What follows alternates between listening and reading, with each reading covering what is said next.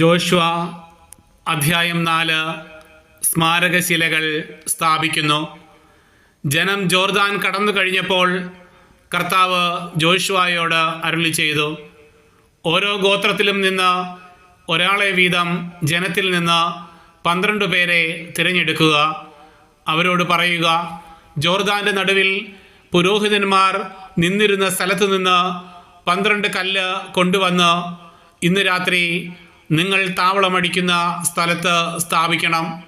ഗോത്രത്തിന് 1 വീതം ഇസ്രായേൽ ജനത്തിൽ നിന്ന് തിരഞ്ഞെടുത്ത 12 പേരെ ജോഷുവ വിളിച്ചു. അവൻ അവരോട് പറഞ്ഞു, നിങ്ങളുടെ ദൈവമായ കർത്താവിൻ്റെ പേടകത്തിനു മുമ്പേ ജോർദാൻ്റെ മധ്യത്തിലേക്ക് പോകുവിൻ. അവിടെ നിന്ന് ഇസ്രായേൽ ഗോത്രങ്ങളുടെ എണ്ണമനുസരിച്ച് ഓരോരുത്തരും ഓരോ കല്ല് ചുമലിൽ എടുക്കണം. ഇത് നിങ്ങൾക്ക് ഒരു സ്മാരകമായിരിക്കും. ഇത് എന്ത് സൂചിപ്പിക്കുന്നു എന്ന് ഭാവിയിൽ നിങ്ങളുടെ മക്കൾ ചോദിക്കുമ്പോൾ അവരോട് പറയണം, കർത്താവിൻ്റെ വാഗ്ദാന പേടകം നദി കടന്നപ്പോൾ ജോർദാനിലെ ജലം വിഭജിക്കപ്പെട്ടു. ഈ കല്ലുകൾ എക്കാലവും ഇസ്രായേൽ ജനത്തെ ഇക്കാര്യം അനുസ്മരിപ്പിക്കും. ജോഷുവ ആജ്ഞാപിച്ചതുപോലെ ജനം ചെയ്തു.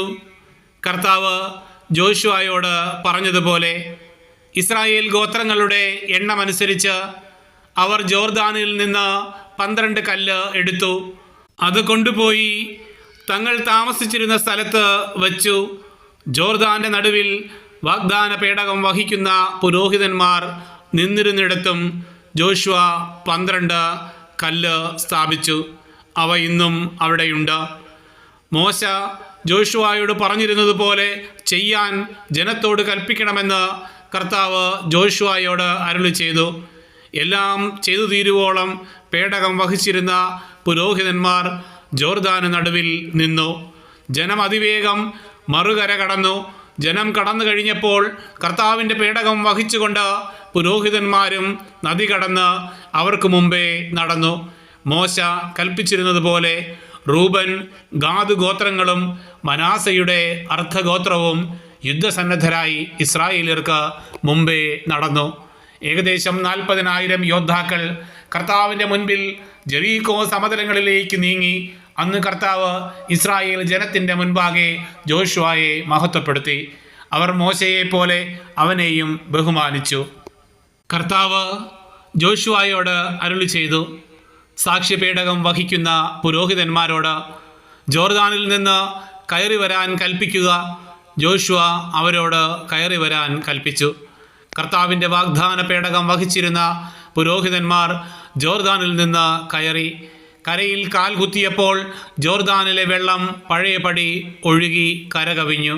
1-ാം മാസം 10-ാം ദിവസമാണ് ജനം ജോർദാനിൽ നിന്ന് കയറി ജെറീക്കോയുടെ കിഴക്കേ അതിർത്തിയിലുള്ള ഗിൽഗാലിൽ താവളമടിച്ചത്. ജോർദാനിൽ നിന്ന് കൊണ്ടുവന്ന 12 കല്ല് ജോഷുവ ഗിൽഗാലിൽ സ്ഥാപിച്ചു.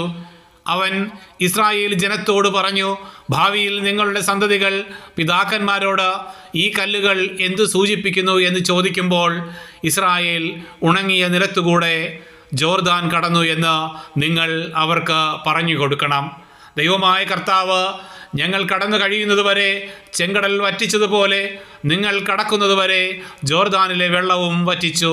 അങ്ങനെ ദൈവമായ കർത്താവിനെ നിങ്ങൾ എന്നെന്നും ഭയപ്പെടുകയും അവിടുത്തെ കരങ്ങൾ ശക്തമാണെന്ന് ലോകമെങ്ങുമുള്ള ജനങ്ങൾ അറിയുകയും ചെയ്യട്ടെ.